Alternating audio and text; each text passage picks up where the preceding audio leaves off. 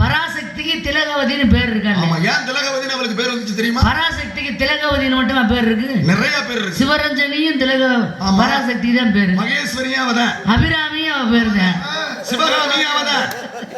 இது மாதிரி ஒவ்வொரு பேரு எல்லாம் ஒரு சில பேரு பராசக்திக்கு சொந்தமானது. சரி, பார்வதியும் பராசக்திக்கு சொந்தமான பேர் தான்.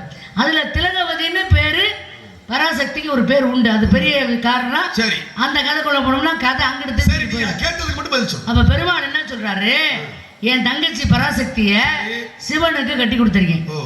தங்கச்சியை கல்யாணம் பண்ணி கொடுத்தா தங்கச்சி புருஷன் என்ன வேணும்? மச்சனை வேணும். அப்ப சிவன் பெருமாளுக்கு என்ன முறை? மச்சா முறை.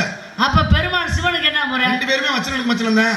அட, நாங்க ரெண்டு பேரும் மச்சனமியா, ஒரு குடும்பத்து ஆளுக்குதான். ஏன் தங்கச்சி புருஷன் தான் அந்த ஆளு.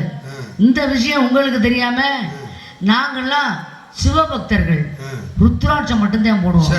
அப்படின்னு கழுத்துல முட்டு ருத்ராட்சத்தை போட்டுக்கிறது. நான்லாம் பெருமாளுடைய பக்தர் அப்படின்னு காலையில எழுந்திரிச்சோன்னே அழகர் கோயில இருந்து வாங்கிட்டு வந்த ராமகட்டியை உரைச்சு இப்படி தேய்ச்சிக்கிறது. நம்ம ஆளுங்க என்ன பண்ணிக்கிட்டு இருக்கோம் இல்லையா? ஏன் நீங்க சைவம் அதாவது வைணவம் அப்படின்னு சொல்லி ஏன் பிரிக்கிறீங்க? அரியும் சிவனும் ஒன்றுதான் என்று இந்த உலக மக்கள் உணர்ந்து கொள்வதற்காகத்தானே சங்கரன நாராயணன பாதி பாதியா அணைஞ்சு காட்சி அளிக்கிறாங்க.